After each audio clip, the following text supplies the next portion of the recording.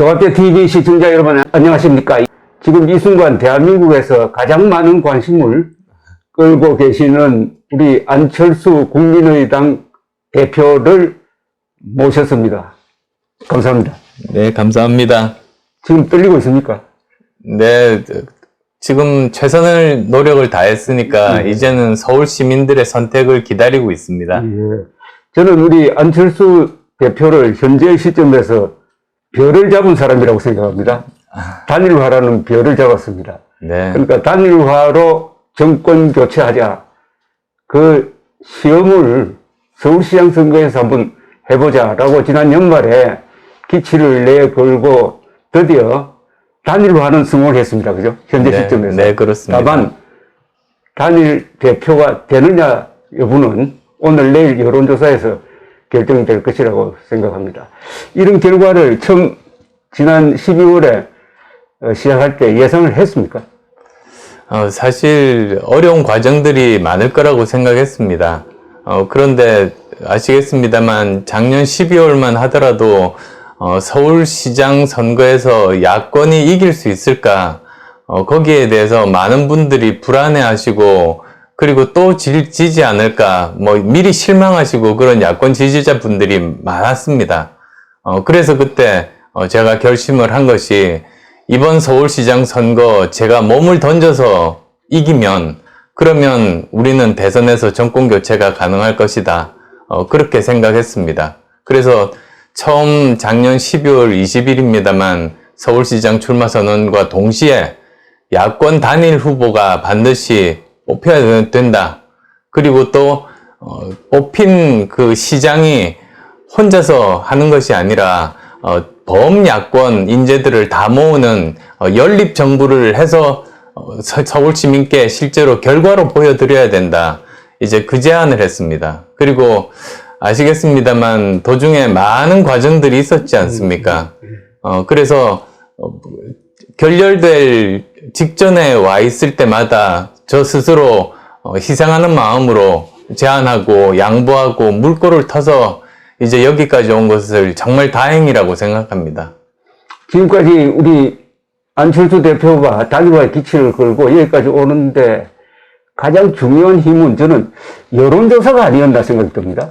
그 발표를 하고 나서 여론조사를 해보니까 서울시장 적합도로 1등이 됐지 않습니까? 네, 그렇습니다. 그 뒤부터 국민의힘도 따라오는 형국이었는데 어떤 그런 역사의 숨결이 저는 민심이라고 생각하는데 네. 그런 걸 느꼈었습니까? 네, 저도 열심히 운동하면서 쉬운 선거는 아니라고 처음부터 생각했습니다. 사실 보궐선거라는 게 투표율이 낮습니다. 평일이다 보니 50%가 안 됩니다. 그러면 조직을 동원할 수 있는 정당이 유리한데 지금 아시겠지만 민주당이 이 수도 서울에서 대한민국 정치 역사상 가장 강한 조직을 가지고 있습니다. 단일 정당이 이 정도로 조직 많이 갖고 있는 게 처음입니다. 그렇죠. 25개 구청 중에 24개 구청장이 민주당, 109명 서울시의원 중에서 101명이 민주당, 그리고 또 49명의 국회의원 중에 41명이 민주당, 그리고 또 서울시에서 먹여 살리는 수만 명이 넘는 그런 그 민주당 지지자들이 있습니다. 그러니까 아무리 여론조사에서 10% 정도 앞선다고 하더라도 저는 박빙의 승부가 될 수도 있다. 이런 긴장감을 가지고 계속 해왔습니다. 그래서 처음에는 저만 박영선 후보를 오차 범위 밖으로 이겼지 않습니까? 그런데 LH 사태 이후로 그래도 야권으로 우호적인 분위기가 바뀌면서 저나 오세훈 후보나 다 이기는 걸로 나왔습니다만 어쨌든 저는 이건 방심할 수 없는 승부다. 야권 단일 후보가 되더라도 실제 선거는 박빙으로 갈 수도 있다. 그래서도 야권 지지자분들이 적극적으로 투표에 참여해 주시는 것이 우리나라를 살리는 길이라고 생각합니다. 자, 지금 제일 중요한 게 이제 안철수, 오세훈 두 분의 말하자면 승패를 가르는 여론조사입니다. 그렇죠? 네. 여론조사 대상자가 3,200명인데 보니까 전체 1,000만 명 잡으면은 0.03%의 여론을 가지고 승패를 결정합니다. 그렇습니다. 지금 심정이 아마 입학시험 치고 합격자 발표 기다리는 기분이겠는데, 오늘 중에 이 여론조사에 영향을 미칠 활동을 어떻게 지금 준비하고 계십니까? 저는, 오세훈 후보도 참 훌륭한 후보입니다만, 저는 세 가지 점에서, 제가 야권 후보로, 단일 후보로 훨씬 더, 적합하다는 생각을 가지고 있습니다. 우선 첫 번째로는 저는 무결점 후보입니다. 제가 걱정되는 것이, 오세훈 시장의 내곡동 문제가 지금 계속 터져 나오고 있고, 바로 어제입니까? 그 이해찬 전 대표가 갑자기 나오면서 그 내곡동 문제에 대한 이야기들을 슬슬 흘리고 있습니다. 그래서 아마 추가적인 그런 그 정보라든지 아니면 심지어는 증언하는 사람들까지, 전직 서울시 공무원까지도 사실이든 아니든 나올 수가 있는 겁니다. 그리고 또 5년 동안 서울시정을 했지 않습니까? 그동안 서울시에서 일어났던 많은 일들에 대해서 민주당이 그 자료를 다 가지고 있습니다. 대신에 오세훈 후보는 그걸 다 가지고 있지 않습니다.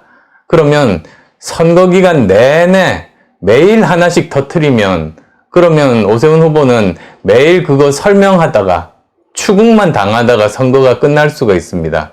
그런데 저는 반대입니다. 저는 그런 것에 대해서 추궁당할 것이 없습니다. 저는 또 부동산이 없습니다. 지금 노원구 상계동에서 주민들과의 약속을 지키기 위해서 살고 있어서 전혀 저는 오히려 이번 선거는 민주당을 추궁해야 되는 선거다.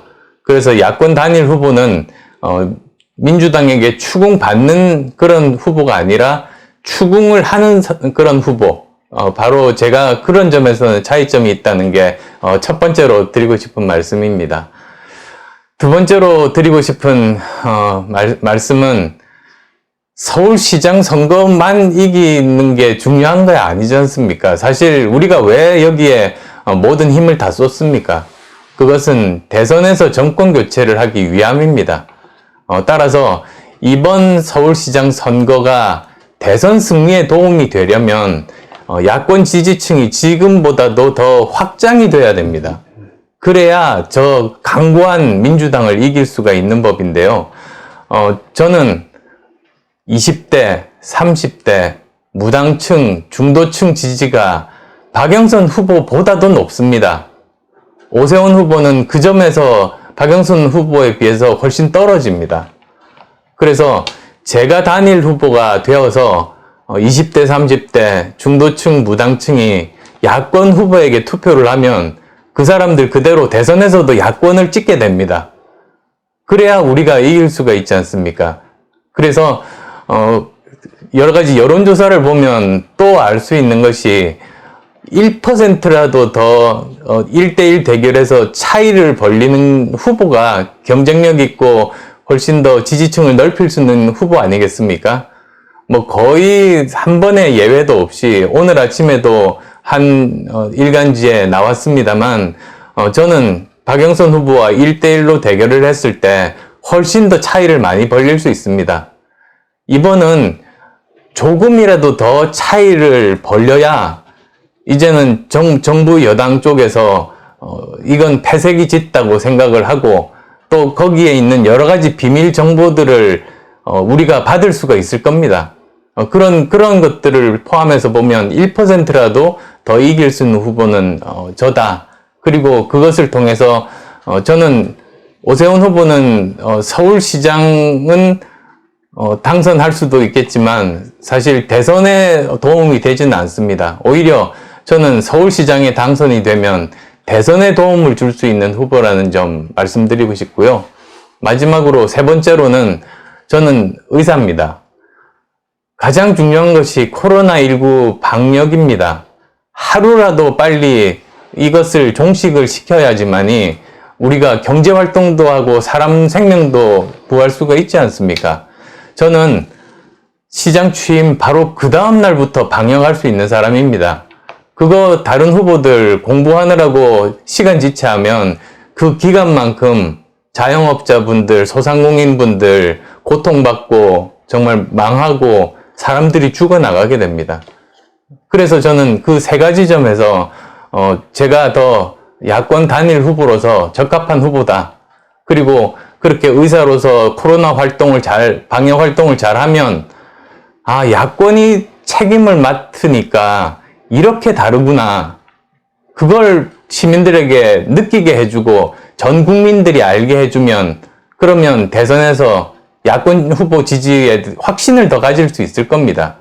그런 점에서 그런 세 가지 점 말씀드리고 싶습니다.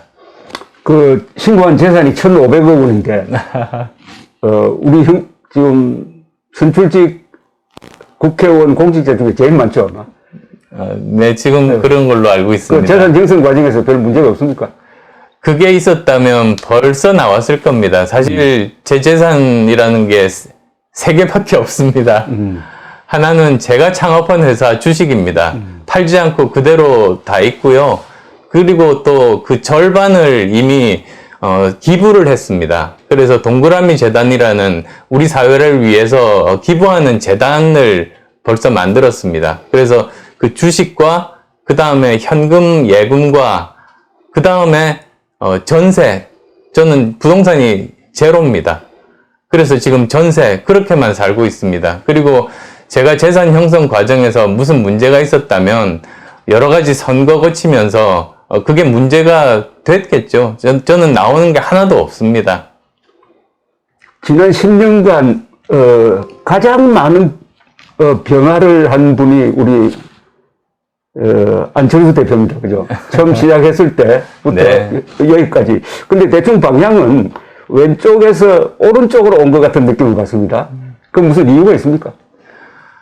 제가 처음 정치를 시작했을 때, 저는 기본적으로, 다른 사람들을 선의로 대하고, 처음부터 사람을 믿고 일을 시작하는 편입니다. 어떤 분들은 처음부터 의심하면서 시작을 하는 분들도 계신데, 저는 오히려, 처음 만나는 분이라도 기회를 주고, 이렇게 같이 일을 하는 그런 식으로 여러 가지 직업들, 그러니까 의사 때도 그랬고, IT 전문가 때도, 그리고 벤처 기업가 때도, 대학 교수 때도 그랬습니다. 그러면서 굉장히 많은 사람들과 관계가 좋았습니다. 그런데 정치를 처음 시작할 때 제가 정치인들과 이 정치 문화에 대해서 너무 선의로 대했던 것 같습니다. 그래서 정말 제가 잘못 판단했다는 것을 뒤늦게 알고 다시 그런 실수는 반복하지 않았습니다. 어쩌면 지금 현재 문재인 정부 문제를 먼저 아마 우리나라에서 가장 먼저 꿰뚫고 알고 지금 이런 짓을 할 거라는 걸 안 사람이 바로 접니다. 왜냐하면 2015년에 이제 국민의당을 창당을 하고 그 다음에 대선 때 제가 주장했던 게 안철수의 3대 예언이라고 지금도 인터넷에서 다니고 있습니다. 그때 2017년입니다만 제가 뭐라고 그랬냐면 문재인 후보가 당선되면 세 가지 일이 생길 거다. 첫 번째는 자기를 지지하지 않는 국민 절반을 적폐로 몰아서 국민들을 완전히 갈라놓을 거다. 그 다음 또 두 번째로는 자기 말만 잘 듣는 자기 편만 써서 무능하고 부패한 정부가 될 거다. 그 다음 또 세 번째로는 뭐 돈을 벌어본 적도 없는 사람이고 세계가 어떻게 돌아가는지도 모르는 그런 사람들이라서 우리는 결국은 세계에서 가장 뒤처지는 나라가 될 거다. 백신 보십시오. 저는 백신 작년 5월부터 올해 연말에 작년 5월에 작년 연말 되면 백신이 나올 거라고 미리 준비하라고 이야기를 하고 대구에서 강연 그 동영상도 지금 있습니다.